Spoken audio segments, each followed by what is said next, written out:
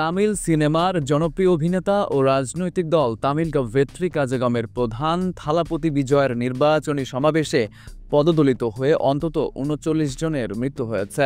এ ঘটনায় আহত হয়েছেন আরও ৫১ জন। নিহতদের মধ্যে নারী ও শিশু রয়েছেন। সমাবেশে প্রাণহানির ঘটনার পর সামাজিক যোগাযোগ মাধ্যম এক্সে আবেগঘন বার্তা দিয়েছেন বিজয়। তিনি লিখেছেন, আমার হৃদয় ভেঙে গেছে, ভাষায় প্রকাশের অতীত যন্ত্রণা ও শোকে আমি কাতর। কারুরে প্রাণ হারানো আমার প্রিয় ভাই বোনদের পরিবারের প্রতি গভীর সমবেদনা জানাচ্ছি। যারা হাসপাতালে চিকিৎসাধীন আছেন তাদের দ্রুত সুস্থতা কামনা করছি। শনিবার সন্ধ্যায় কারুর ইরোড মহাসড়কের ভেলুসামাইপুরামে বিজয়ের জনসভা অনুষ্ঠিত হয়।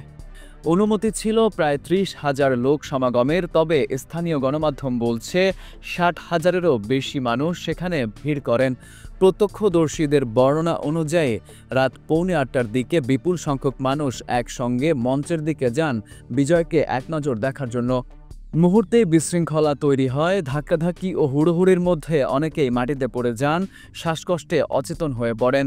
বিজয় বক্তৃতা মাঝখানে বন্ধ করতে বাধ্য হন এবং পুলিশকে সহায়তার জন্য আহ্বান জানান। তামিলনাড়ুর মুখ্যমন্ত্রী এম.কে. স্ট্যালিন ঘটনাস্থলে পৌঁছে নিহতদের পরিবারকে ১০ লাখ রুপি এবং আহতদের প্রত্যেককে ১ লাখ রুপি ক্ষতিপূরণ দেওয়ার ঘোষণা দেন। তিনি আরও জানান, ঘটনার কারণ অনুসন্ধানে অবসরপ্রাপ্ত বিচারপতি অরুণা জগদেশনের নেতৃত্বে একটি তদন্ত কমিটি গঠন করা হয়েছে। স্ট্যালিন সাংবাদিকদের জানান, এই দুর্ঘটনায় অন্তত ৩৯ জন প্রাণ হারিয়েছেন, আহত হয়েছেন আরও ৫০ জনের বেশি। নিহতদের মধ্যে ১০ শিশু ও ১৮ নারী রয়েছেন। দীর্ঘদিনের সুপারস্টার হিসেবে বিজয়ের জনপ্রিয়তা তামিলনাড়ুর রাজনীতিতে নতুন মাত্রা যোগ করেছে। ২০২৪ সালে দল গঠনের পর তিনি একের পর এক জনসভায় বিপুল জনসমাগম টানছেন। তার দল টিভিকে আগামী ২০২৬ সালের রাজ্য নির্বাচনকে সামনে রেখে প্রচারণা চালাচ্ছে। Farid Ahmed, IBTV USA।